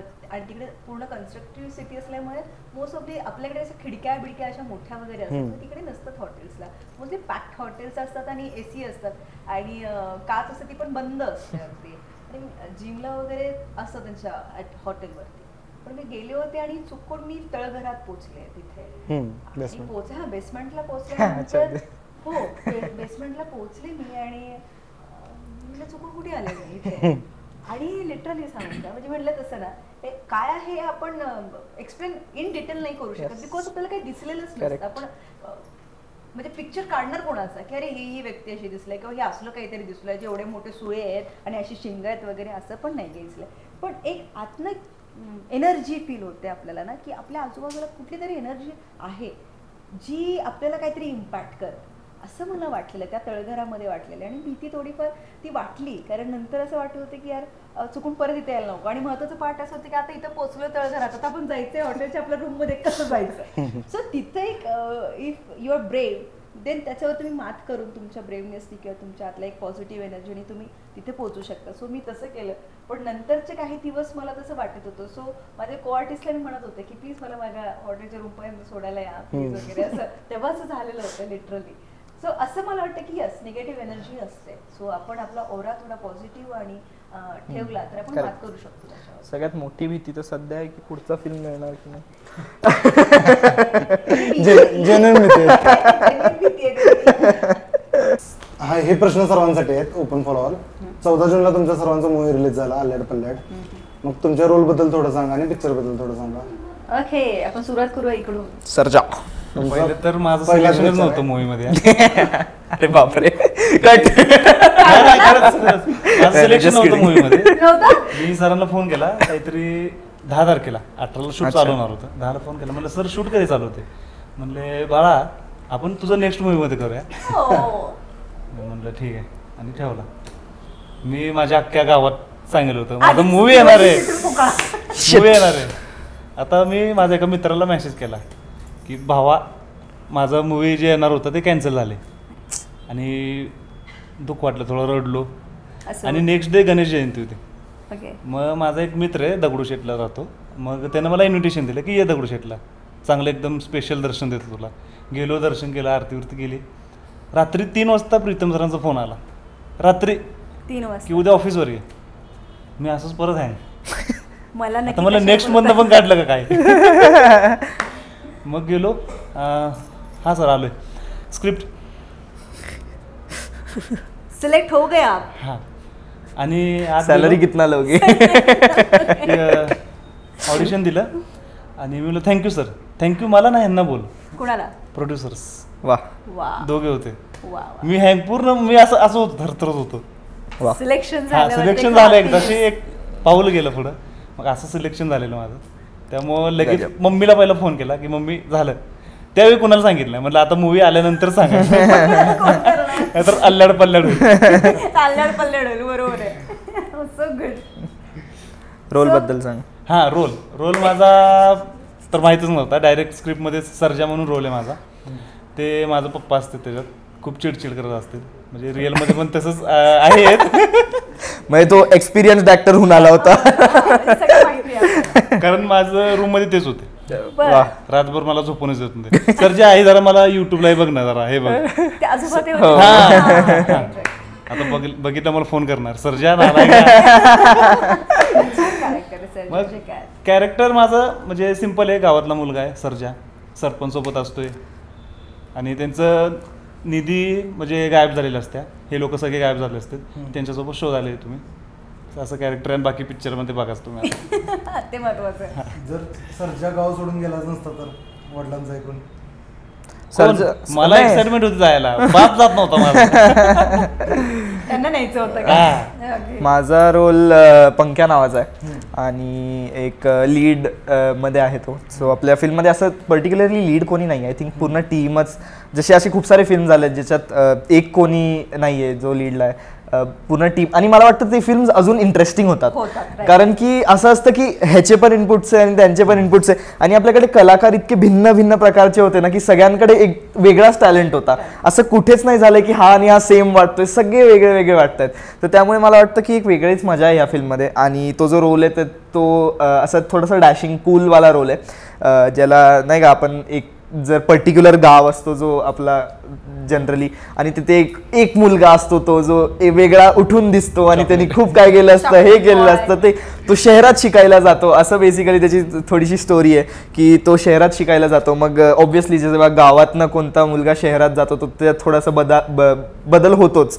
मग त्याच्यानंतर तो परत गावात येतो सुट्ट्यांमध्ये किंवा जे काही असेल ते. आणि तो येताना दोघं मित्रांना घेऊन येतो. म्हणजेच आपले खिशा आणि चतुर. तर त्यांना तो गावात घेऊन येतो का तर गावाची एक प्रथा असते ती त्यांना दाखवायची असते की गावात भूत येत आहेत म्हणून. जर तुम्ही फिल्म बघितला तर तुम्हाला कळेल काय ती प्रथा आहे. सो ते दाखवण्यासाठी तो उत्सुक असतो त्याच्या मित्रांना आणि त्याचे मित्रही उत्सुक असतात. आणि ते दोघं मित्रही खूप भिन्न भिन्न प्रकारचे आहेत आणि त्यांचं काहीतरी वेगळंच कॅरेक्टर आहे. हो विचार करू शकतात की ते किती वेगळे वेगळे आहेत. सो तो कॅरेक्टर असा आहे की तो दोघांना सांभाळून घेतो कारण की दोघं खूप वेगळे वेगळे आहेत. तर त्यांच्या मधला येतो की भाई तू पण थोडं चिल घे आणि तू पण थोडंसं हे घे. सो असा तो कॅरेक्टर आहे. आणि ओके आमणा. मला असं आमणा म्हणले मी सामणा असं म्हणते. सो बेसिकली मला तर कॉल 2 दिवस आधीच आला प्रीतम सरांचा. हे जसं मला माहित ना सगळ्यांचं 11th आवर्सला कास्टिंग केलेलं आहे. तुमचं बरं आहे बाबा प्रोड्युसर. बट मला 2 दिवस आधी कॉल आला आणि प्रीतम सर मला बोलले की एक असं गाणं आहे तुम्ही कराल का. म्हटलं पहिलं तर मला गाणं पाठवा, मला आवडलं तर मी करेन. असं ते म्हटलं ठीक आहे तुम्हाला आवडेलच वगैरे. मग त्यांनी पाठवलं. मी म्हटलं अरे वेगळंच आहे म्हणजे भन्नाट आहे. एकतर पहिली गोष्ट लावणी वगैरे पण नाही आहे, बरं आयटम सॉन्ग असं पण नाही आहे, वेगळं जॉनरचं की ज्याच्यामध्ये म्युझिकचा सेन्स हा भयानक आवडला मला. आणि आय लव्ह म्युझिक, मला रिदम फार आवडतात. त्यात साऊथ स्टाईलचं म्युझिक त्यांचं एक वेगळंच अट्रॅक्शन आहे, जसं मातीतलं एक म्युझिक असतं प्रत्येकाचं कल्चरल असं. सो ते ऐकल्यानंतर मला असं वाटलं की ह्याच्यावर मलाही काहीतरी वेगळं करता येईल. कारण लोकांना जे बघितलं लोकांनी एकतर फक्त लावणीमध्ये बघणं किंवा आयटम सॉन्गमध्ये बघणं ते वेगळंच एक असं वाटतं. पण ह्याच्यामध्ये पर्टिक्युलर डान्सिंग आहे आणि I am very hungry for dancing. मला ते नृत्य करायला जास्त आवडतं. नाही की फक्त अदाकारी तर असतेच प्रत्येक ह्याच्यामध्ये, पण ह्याच्यामध्ये असं काहीतरी होतं. सो मी जस्ट त्याला लगेच सांगितलं ओके आपण करूया. Next day go for practice. आणि प्रॅक्टिस वगैरे झाली आणि लगेच म्हणजे ही प्रोसेस फार फास्ट झाली आणि लगेचच शूट पण झालं. त्याचं शूटच्या साधारणपणे किती दिवस आधी कॉल आला तुम्हाला? अरे 2 दिवस आधी. एकच दिवस प्रॅक्टिस आणि दुसऱ्या दिवशी शूट. सगळ्यात आधी डान्सचा शेड्यूल लावला होता आणि आमचा फिल्म मात्र 18 दिवसात शूट झालाय. सो त्यात तुम्ही इमॅजिन करू शकतात किती धावपळ केली असेल, कारण की फिल्म खूप नाईट शूट ना मोस्टली. आणि सगळं नाईट शूट म्हणजे दिवसा आम्ही झोपायचो आणि रात्री आम्ही शूट करायचो. ते पण कोकणात. ते पण हा म्हणजे ही खूप चांगली गोष्ट आहे मराठी सिनेमाची की कुठलाही मराठी सिनेमा हा इतक्या कमी दिवसात तयार होणं आणि तो रिलीज होणं, त्यात तो फेमस होणं आणि लोकांना आवडणं. #1 वरती तो चित्रपट येतो म्हणजे खरं त्याच्यामध्ये काहीतरी वेगळी बात आहे. म्हणून ती गोष्ट होते आणि प्रेक्षकांनी ती डोक्यावर घेतली आहे. मेन म्हणजे तिथं 4 डिग्री होतं तर मॅडमचा डान्स एवढा एनर्जी. खूप थंडी खडकवासल्याला होतं आमचं शूट आणि ती नदी आहे तिथे इतकी. सो मी येत होते, माझी प्रॅक्टिस झाली आणि ते डोंगरातनं असे रोड असे जातात आणि मग तो खाली घाट उतरून वगैरे जातो. तर टॉपला असल्यात कळतं. तर मी माझ्या बहिणीला म्हणते की किरण ते काय ग खाली काय दिसतंय तिथं असं. तर सगळं मोकळं रान आहे आणि मध्येच थोडंसं लाइटिंग आणि हे दिसत होतं मला. आणि तिथं पोचल्यावरती म्हणले की नाही तिकडेच शूट आहे. अरे म्हणलं वरून आपण त्याची टॉप अँगलनी बघितलं तिथं आपलं शूट आहे आणि काही नाही आहे तिथं. बरं तिथं गेल्यावरती मी रेडी झाले आणि गेले तिथे. की थंडी म्हणजे अजून पण असं वाटतं मला खूप थंडी होती तिथं भयंकर. त्यात कॉस्ट्युम्स म्हणजे ॲज अ विमल ओहो खतरनाक कॉस्ट्युम म्हणजे साऊथ टाईप लुंगी सारखं असं आणि असे छान आल्यानंतर मग तिथं असं वाटलं की असं होत होतं सगळं ते. आणि याचंच चाललं होतं आधी बरोबर ना. म्हटलं यांचं होतं आपण बाजूला थांबून मी इकडे तिकडे बघते तर एवढी त्या छोट्याशा ह्याच्यामध्ये खूप सारी गर्दी होती. तर मला कळेनाच कारण मला 2 दिवस आधी मी इन झाले होते. त्यामुळे मला कोण प्रोड्युसर आहे कोण डिरेक्टर आहे इव्हन हा पण मला माहित नव्हतं. आम्ही प्रॅक्टिस करत होतो. माझं प्रॅक्टिस झालं आणि नंतर ते म्हटले हा पुढचा छंग घ्यायचा मग हा वगैरे आलाय. मग ते मला ओळख करून दिला की हा भाग्यमय वगैरे वगैरे म्हटलं हा. आणि मी जर त्यामध्ये जरा वाईट आहे तर म्हणलं कोण आहे रे हो मी हे म्हटले सुद्धा कोण आहे. आणि पण डान्स करायला लागलं म्हटलं की हा पोरगा नाचतोय तर भारी म्हटलं म्हणजे चलो we are a matching energy. आणि आम्ही ती एनर्जी फार छान मॅच केली. तेव्हा वाटलं नव्हतं की आम्ही इतकं छान आज प्रमोशन द्वारे फिरतोय किंवा हे एकमेकांना चांगलं ओळखू शकतो. आणि खूप हे व्हेरी क्यूट म्हणजे फार गोड आहे आणि मराठी इंडस्ट्रीमध्ये छान असा हिरो लोकांना मिळेल खूप दिवसानंतर असं पण वाटतं मला. So yes it's responsibility. कळालं. जय Maharashtra. With great powers comes great responsibility. Yeah so असे सगळ्यांचे कॅरेक्टर आहेत. आयुष्यात असा कोणता क्षण होता जेव्हा तुम्हाला ते गाणं कळलं की आपल्याला एंटरटेनमेंट इंडस्ट्रीमध्येच आलं पाहिजे? असा क्षण तुला कधी वाटलं? बाबांनी सांगितलं? नाही मला वाटतं की कोणी असेल ज्याला आवड असेल ह्या गोष्टींबद्दल किंवा जरी पॅशन असेल किंवा हॉबी असेल त्याला एक ड्रीम असतो की मी रेड कार्पेटवर चालावं. बरोबर. म्हणजे मी किती छोटा असेल पण जर मी डान्स करत असेल किंवा मी ड्रामा किंवा मी काही एकदम बेसिक गोष्ट जरी करत असेल ना माझा ड्रीम असेल की मी रेड कार्पेटवर चालावं किंवा मी सिल्वर स्क्रीनवर दिसावं. हे मला वाटतं की एकदम म्हणजे जेव्हा आपण छोटे असतो तेव्हापासूनच आपल्या डोक्यात असतं. आणि म्हणजे हो. आणि लिटरली जेव्हा म्हणजे आपण प्रॅक्टिस करतो किंवा काय करतो, आपल्याला वाटतं की हे कुठेतरी आपण पुढे घेऊनच जायला पाहिजे, मे बी त्याला काही अडचण येत असेल. सो असं काही नव्हतं की आपल्याला जायचंच आहे म्हणून, बट असं दरवेळेस वाटायचं की जायला पाहिजे. राईट, माझं उलट झालं सगळं. नाही माझं असं फक्त फेमस व्हायचं, कशात ना खवयला फेमस व्हायचं.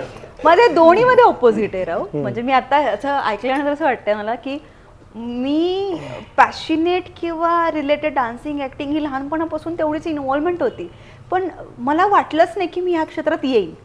बिकॉज माझे एम जे होते, म्हणजे मला काय व्हायचं आहे ते डिफाईड होतं पहिल्यापासून. म्हणजे माझं स्कूलला असताना असं वाटत होतं की यार मी खूप शिकणार आहे, बिकॉज माझ्या फॅमिलीमध्ये कोणी एवढं शिकलेलंच नव्हतं. सो मला असं ते व्हायचं की I am the first lady, की ती मी सगळ्यात जास्त शिकली असं सगळ्या मुलांना कळेल वगैरे नंतर, असं होतं पहिल्यांदा.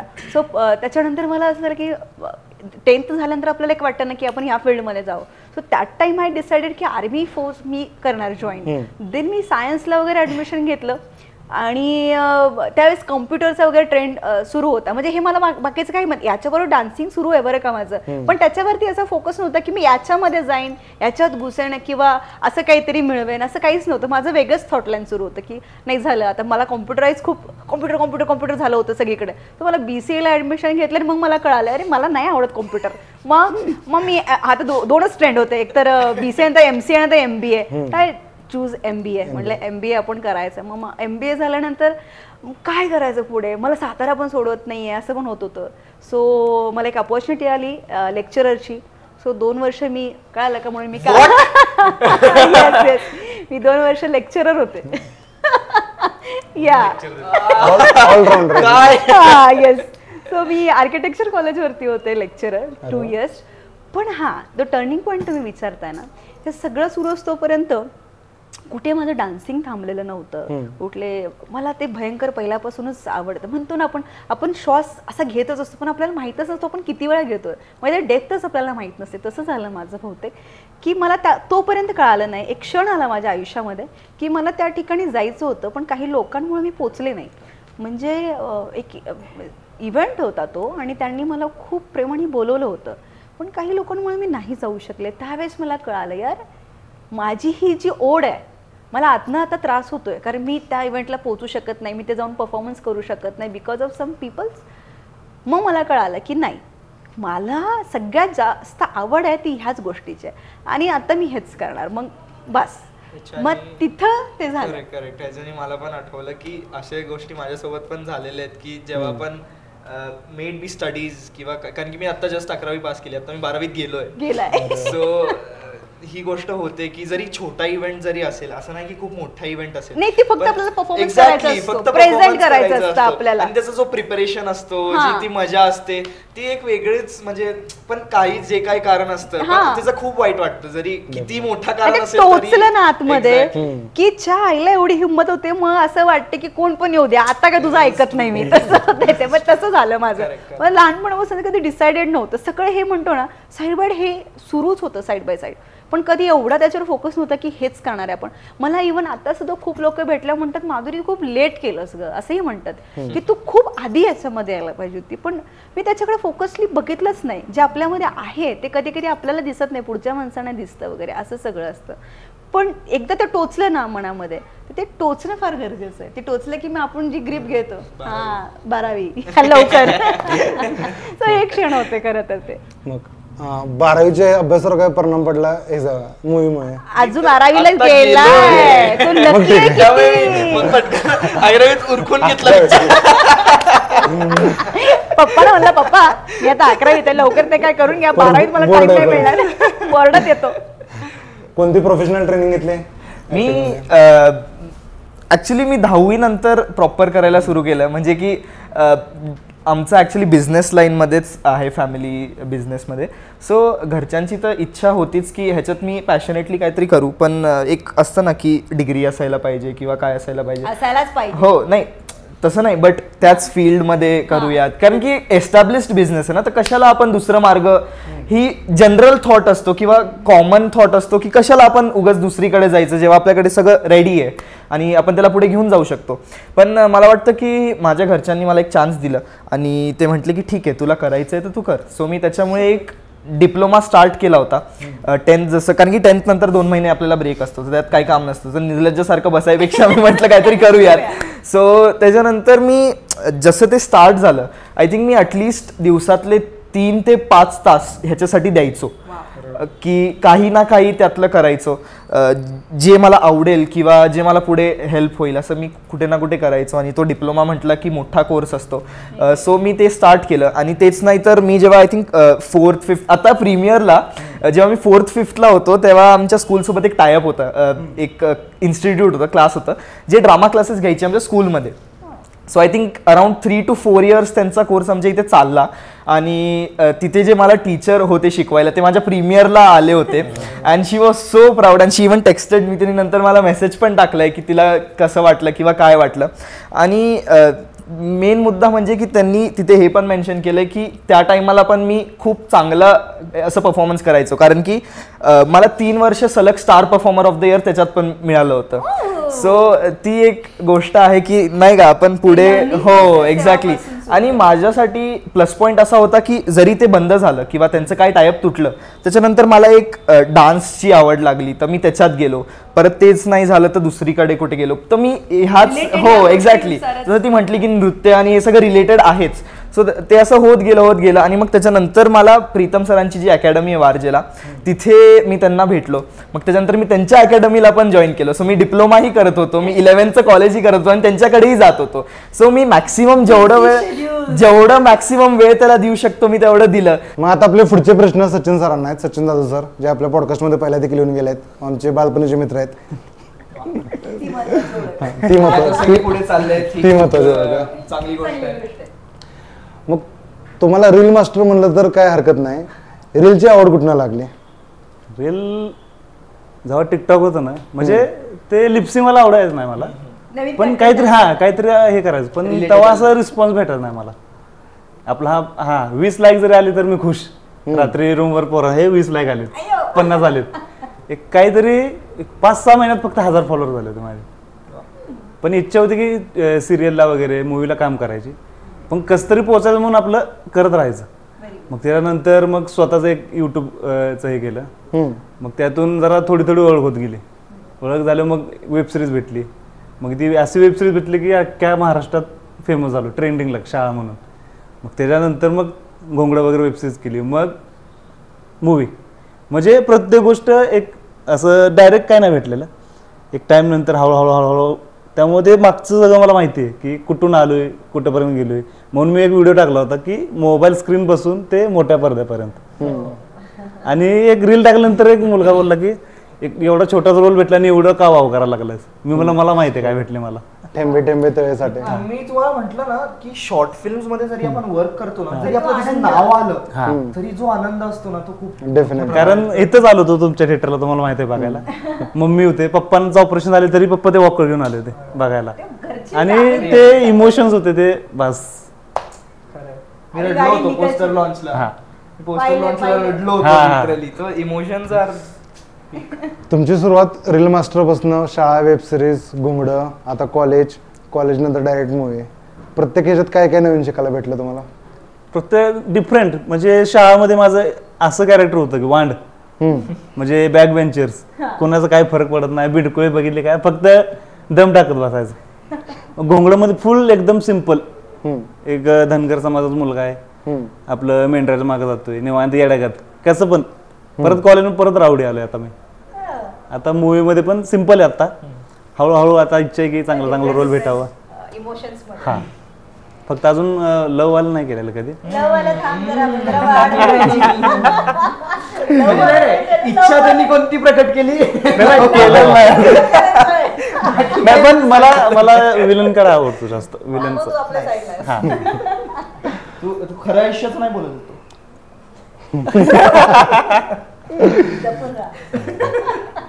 मूवी देखील हॉररवरच आहे. मग मला सांगा, मकरंद सरांबरोबर, संदीप पाठक सरांबरोबर, गौरव सरांबरोबर काम करायला जेव्हा संधी भेटली, काय काय शिकायला मिळालं? कसा एक्सपिरियन्स होता तो? माझा सीन नाही लागला, पण त्यांना बघूनच मी असं म्हणजे एक पॉझिटिव्ह एनर्जी थिंग नाही. म्हणजे माझा सीन चालू होता एक वाड्यातला, म्हणजे तो मेन वाडा नाही, आमचा वाडा. आणि एकदम सर आले आणि माझा फ्रेंड असं करतो आहोत माझं असं ते मी पूर्ण नोटीस करतो ते बसण्याची स्टाईल त्यांची. मी प्रयत्न करतो व्हॅनिटीत जाऊन त्यांच्यासोबत बोलावं पण ते भीती वाटत होती काय बोलतील काय होईल काय होईल. तेव्हा आपलं हा लांबनं बघितलं ते भारी वाटलं. नंतर गौरव मोरे सर ते काय आम्ही बोलत बसायचो असं पण सीन नाही लागलेला. सीन लागला सुरेश विश्वकर्मा सरांसोबत. ते जसा पहिला सीन आला स्क्रिप्ट आली बसवला आम्हाला सगळ्यांना. पहिल्यांदा तर मी काहीच एक्सपिरियन्स नव्हता कधी बोललो नाही. काय सच्या ते खूप भारी आहे. हां काय सच्या ओके करूया हो ह्या स्क्रिप्ट मग हां वाचा सगळ्यांनी वाचलो नाही तू असं बोल तू असं बोल तू असं बोल. मग ते कॉन्फिडन्स आला की हा बाबा हे असं केलं आणि चांगलं हा आणि आपल्याला समजून घ्यायचं की आपण नवीन उगाच असं नाही की काय पण कर. त्यांना असं होतं की आपला सगळ्यांचा सीन चांगला दिसला पाहिजे चांगलं होणं गरजेचं आहे. कोण नवीन जोड- आणि त्यांनी मग सीन मध्ये पण गेले उगा हा काय रे असं मारले बिरले मग चेष्टा वगैरे झाले त्यामुळे असं कॉन्फिडन्स येत होता हळूहळू. आता पर्सनली ओळखायचं म्हणलं तर तू स्टोरी देखील लिहितोस. तू एक उत्कृष्ट एडिटर देखील आहेस प्लस ऍक्टिंग देखील आहेस. या मल्टीटास्किंगचा तुला करिअरवर काय बेनिफिट पडतो? बेनिफिट असं की आता कॅमेरा लागलाय मला माहित आहे मी कुठं दिसणार आहे कुठलं कट होणार आहे पण मला माहिती आहे. आणि काय बोलल्यानंतर कुठलं एडिटर काय घेणार हे मला माहिती असते. म्हणून मेन मुद्दाच बोलतोय मी. जास्त असं बोलले की मला माहिती आहे कट होणार आहे किंवा मी स्वतः एडिट केलेले आहेत बसून वेब सिरीज मध्ये पण हे पण. आणि जागा कुठे घ्यावी मला सांगतोय का तो आणि त्यामुळे ती वेब सिरीज मुळे सवय लागली की जागा कुठं घ्यायची काय ते एडिटिंग मुळे कळायलंय. कोणत्या अभिनेता व अभिनेत्री सोबत काम करायला आवडेल? सगळ्यांसोबत म्हणजे असं एक नाही. आता तुमचे पुढचे प्रोजेक्ट कोणकोणते आहेत? नाही अजून एक कॉलेज चालू आहे आता हळूहळू भेटतील. रील्स इज अ कॉन्स्टंट कारण की ती सुरुवात रील मी का करतोय म्हणजे मला आवडते म्हणून. मी असं फुल करिअर मधून नाही बघत आहे हेच मला पण म्हणजे सांगायचं. हा फुल करिअर म्हणून नाही फक्त हा एक इन्कम येतोय मला मंथली म्हणजे एक फिक्स इन्कम आहे. इन्कम भेटतोय म्हणून ते पण चालू आहे. पण मेन माझा मोठो म्हणजे वेगळाच आहे मूवी सिरियल. हा एक कसं एक ओळखसाठी त्या ओळखीमुळे मला मूवी भेटला हे मला मान्य करावं लागेल त्या ओळखीमुळे. आणि माझे असं हे पण नसते की सॉंग वर रील कर हे कर. एक कॉन्सेप्ट माझं 15-20 सेकंड रील नाही Very good. एक 1.5 मिनिटं 2 मिनिटं असं म्हणजे मोठे होते. तरी त्याला चांगले रिस्पॉन्स आहेत डेफिनेटली. मग सचिन सर तुमच्या अपकमिंग प्रोजेक्ट बद्दल सांगा. पुढे तुम्ही काय काय चाललंय तुमचं प्लॅनिंग? आता अपकमिंग प्रोजेक्टचं भेटत राहतील. सरांकडनं भेटणारच आहेत. हो, त्याला काय अरे मलाच माहिती नाही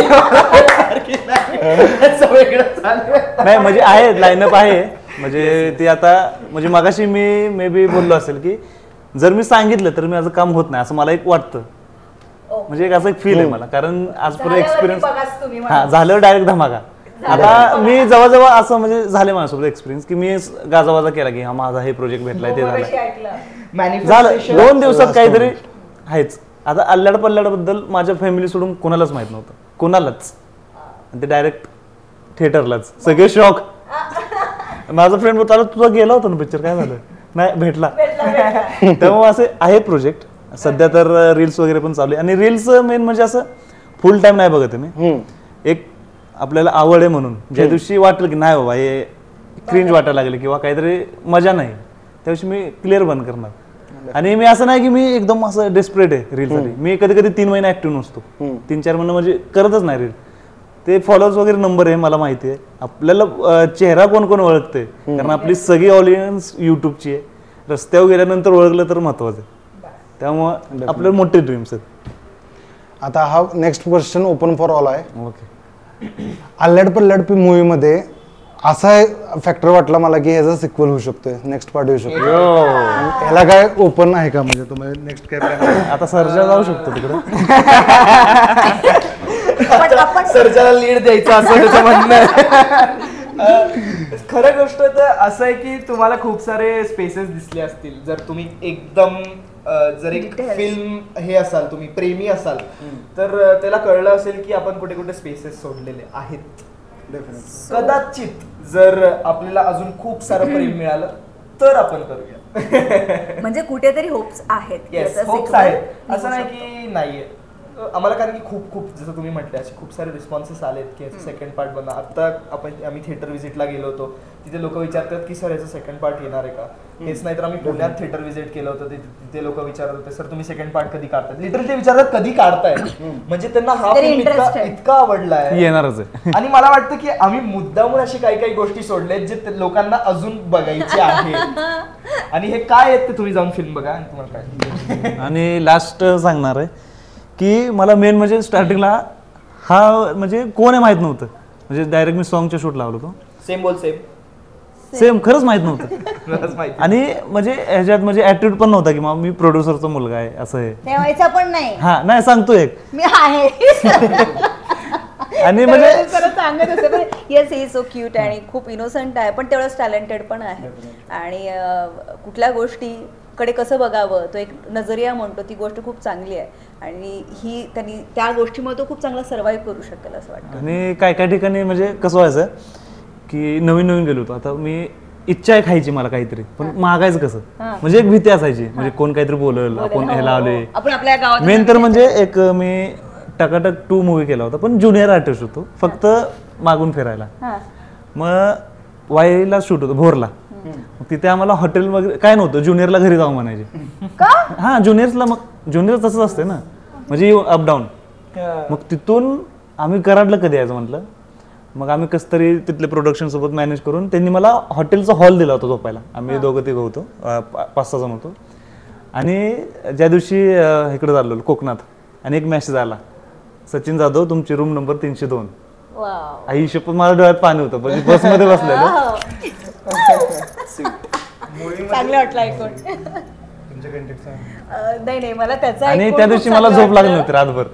म्हणजे हॉटेल असून एकदम बेड असून चांगला मी झोपलो नव्हतो. मी रातभर हेच विचार करतो मी कुठं होतो कुठं आलोय. कारण सिच्युएशन आपली म्हणजे असं नाही की आहे ते वाईट होतं, ते पण चांगलंच होतं, पण शेवटी आपल्या अपेक्षा वाढतच असतात ना लाईफ मध्ये की अरे आपण इथे राहतो तर अजून अजून थोडंसं स्टँडर्ड वाढवावं का. स्टँडर्ड इन द सेन्स की ती गोष्ट आपल्याला किती छान जॉयफुल वाटते याच्यावरती, असं नाही की खूपच महाग आहे म्हणून.